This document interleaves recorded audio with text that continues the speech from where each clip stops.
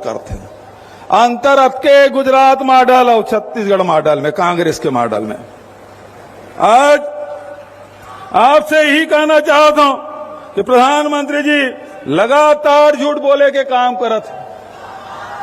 आज खड़गे साहब कहा थे, राहुल जी कहा थे जाति जनगणना होना चाहिए। खड़गे साहब अभी हैदराबाद में CWC के बैठक हुई, हम प्रस्ताव पारित करीस, ये 50% के सीलिंग लगे तीन हटना चाहिए। हमारे प्रदेश में भी अनुसूचित जाति, जनजाति, पिछड़े वर्ग, EWS 76% के प्रस्ताव पारित करें, राज्यपाल यहां लटके। आज तक के हम दस्तखत नहीं करा थे। हमारे छत्तीसगढ़ के लड़का मन के अधिकार छीने काम करा थे। दूसरा तरफ कहा थे PSC में घोटाला हो है।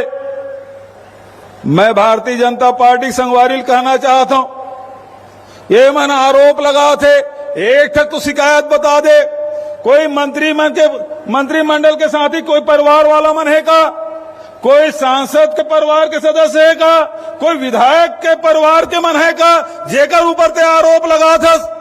यदि तोड़ कर आप ये कहा थे कि वो अधिकारी मन के लड़का है, नियम बना दे लोकसभा में कि अधिकारी के लड़का PSC में भाग नहीं ले सके, UPSC में भाग नहीं ले सका। नियम बना दे, हमारे कोई तकलीफ नहीं है। लेकिन यह प्रकार के प्रधानमंत्री जैसे पद में रह के झूठ बोले के काम करी, हम उम्मीद नहीं कर रहे हैं कि प्रधानमंत्री भी झूठ बोल के जाए।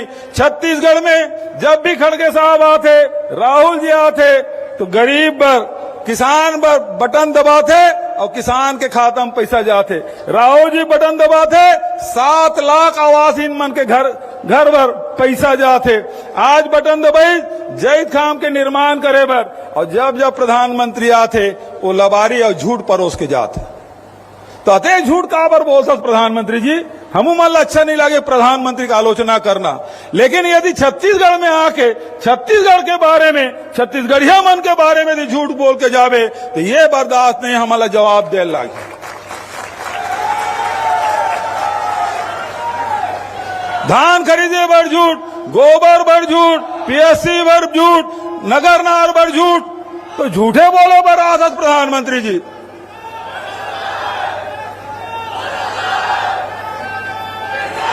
बहुत ज्यादा वो बात न करते हुए आज मैं कहना चाहता हूं, भारतीय जनता पार्टी संगवारी मन बहुत हल्ला करते आवाज पर। खड़गे साहब लगातार राज्यसभा में बात कर रहे थे कि जनगणना काबर नहीं करा था। काबर की 2011 के जनगणना के आधार पर ही अभी आवास के लाभ मिला थे। ओकरे आधार पे गरीबी रेखा कौन कौन जीवन यापन करा थे वो शासकीय लाभ मिला थे। 2021 में काबर नहीं कराए, जब छत्तीसगढ़ सरकार हेड काउंट करा सकते, जब बिहार सरकार जाति जनगणना करा सकते, तो भारत सरकार जनगणना काबर नहीं करा थे। का डर है तोला, का तकलीफ है। यदि 2021 में जनगणना हो जाती तो आज बहुत जनसाथी जिन आवास ही होकर लाभ मिलती। लेकिन हमन हेड काउंट कराएं, यहाँ सामाजिक सर्वेक्षण कराएं और ओकर माध्यम से राहुल गांधी के हाथ से 7 लाख ला देवाबे करें 2011 की जनगणना के आधार पे। 47,000 परिवार ला भी 25-25 हजार के राशि होकर खाता में जमा हो गए। और ये खड़गे साहब की उपस्थिति में ये मैं बताना चाहता हूं, मंत्रिमंडल के सब साथी है, हम फैसला करे हैं कि 10 लाख और व्यक्ति है जिन आवास जिन 1 कमरा के 2 कमरा के, ओकरो खाता में पैसा डाले के काम करवो।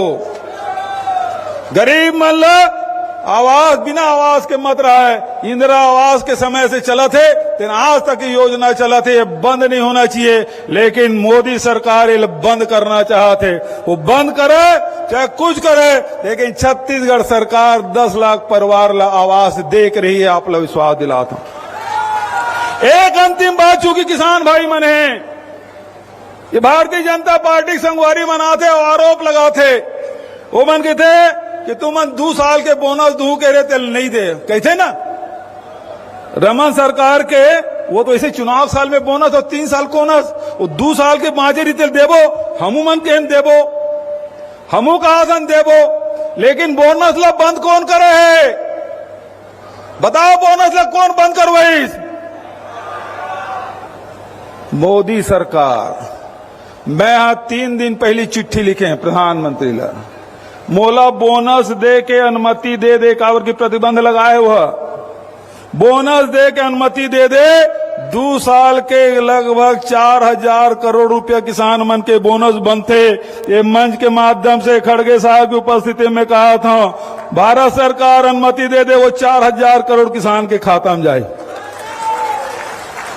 कद के बाद कहते हुए आप सब धन्यवाद देते हुए अपन वाणी लेकर विराम देता हूं। धन्यवाद। जय हिंद, जय छत्तीसगढ़।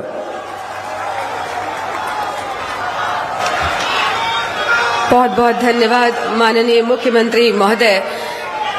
जिस दमखम के साथ आपने छत्तीसगढ़ सरकार की योजनाओं के बारे में बताया, गांव, गरीब, किसान, युवाओं और महिलाओं और बच्चों के लिए आपने जिन योजनाओं को चालू किया, जिसका क्रियान्वयन किया, आज वो वास्तव में गढ़बो नवा छत्तीसगढ़ की भावना को बहुत ही सुदृढ़ स्वर्णाक्षरों में अंकित कर रही है।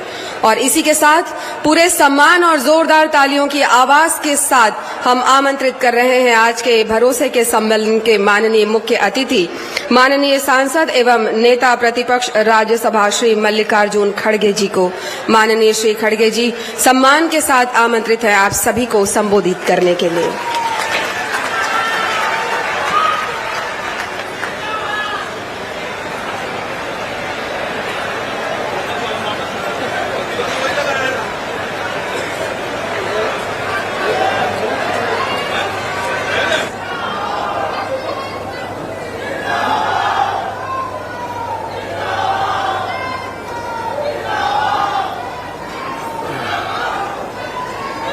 आज के इस भरोसा सम्मेलन में जो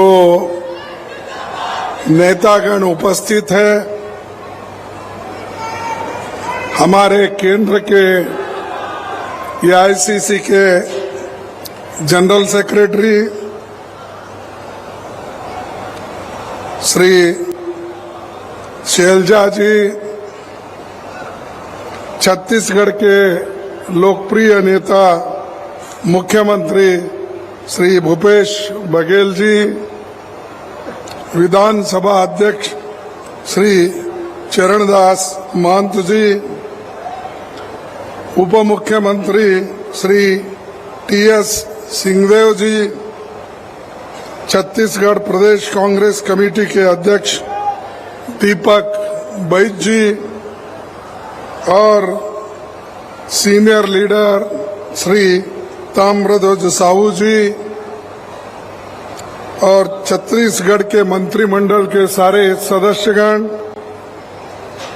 पीसीसी के सभी नेतागण, डीसीसी, ब्लॉक, यूथ, महिला सेवा दल, सभी संगठन के हमारे साथियों,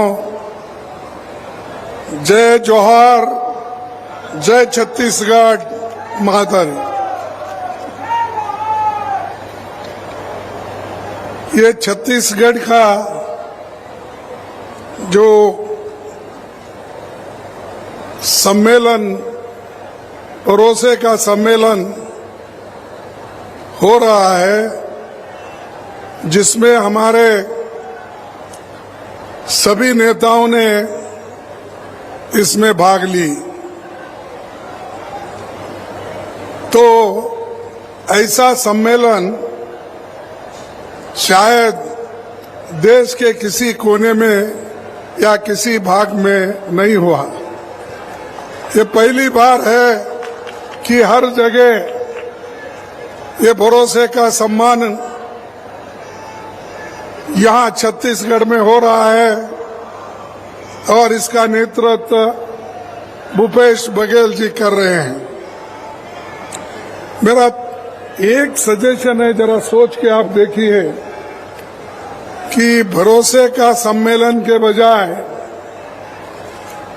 भरोसे का अनुष्ठान सम्मेलन अगर कहे तो बहुत बड़ा होगा, क्योंकि सिर्फ भरोसे का सम्मेलन बोले तो सिर्फ भरोसा दिए उसका सम्मेलन, ऐसा अर्थ निकलता है मेरे हिसाब में, क्योंकि मेरी हिंदी जरा कमजोर है ना।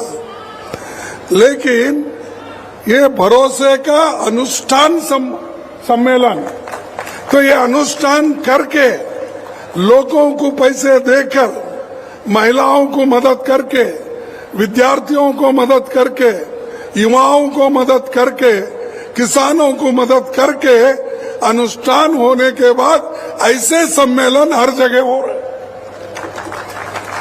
तो ये अनुष्ठान सम्मेलन बहुत भारी संख्या में चल रहा है।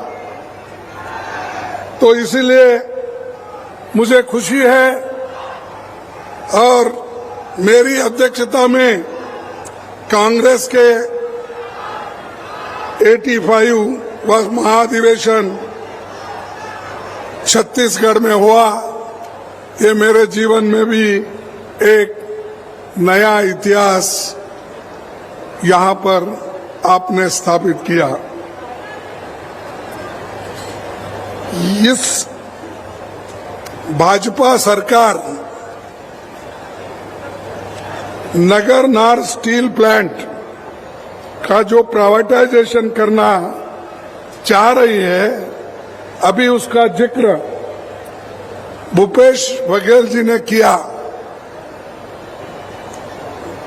अगर नगर नार स्टील कारखाने जो 2009 में अप्रूव हुआ था, लेकिन मोदी सरकार उसको आगे नहीं बढ़ा रही, क्योंकि ये सब प्राइवेट को देना चाहते हैं मोदी जी। क्योंकि जब प्राइवेट को देंगे तभी उनको कुछ मिलेगा। अगर सरकार करेगी तो गरीबों को मिलेगा।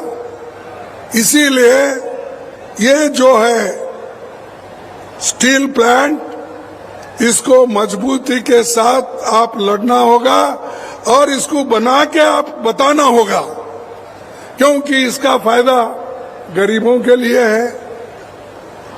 करोड़ों रुपए का यहाँ पर व्यवहार होता है और युवकों को नौकरी मिलती है। इसीलिए ये जरूरी है कि पब्लिक सेक्टर या गवर्नमेंट इसको चलाए और मजबूती के साथ अगर इसको चला दिए तो हजारों लोगों को इसमें नौकरी मिलेगी। मोदी साहब हमेशा अच्छे इंस्टीट्यूशन को भी खराब करते हैं और उन्होंने डिसइन्वेस्टमेंट के लिस्ट में भी डाल दिया था। कई प्लांट उन्होंने हर जगह बेचते आए, कांग्रेस बनाते आई, मोदी जी बेचते जा रहे। हम लोगों को मदद कर रहे हैं, लेकिन वो उनकी रोटी रोजी छीन ले रहे हैं। यह आप सोचना चाहिए, खासकर दलित, पिछड़े, अति पिछड़े और आदिवासी गरीब लोग, ये सोचना जरूरी है, क्योंकि पैसे वालों को कोई दुख और दर्द नहीं है। उनके पास बच्चों को पढ़ाने के लिए पैसे हैं, अच्छे से रहने के लिए पैसे हैं, अपने जीवन बिताने के लिए पैसे हैं, लेकिन गरीब अपने पेट भरने के लिए काम करता है और वो कुछ नहीं मांगता, हमारे हाथ को काम दो। इसीलिए सोनिया गांधी जी ने नरेगा योजना लाई। नरेगा योजना से हजारों लोगों को, लाखों लोगों को काम मिल रहा है। और जो स्टेट में ये नरेगा का काम कराते हैं, उन चीफ मिनिस्टरों को भी सताते हैं। सेंट्रल से जल्दी फंड नहीं आती, उसके वजह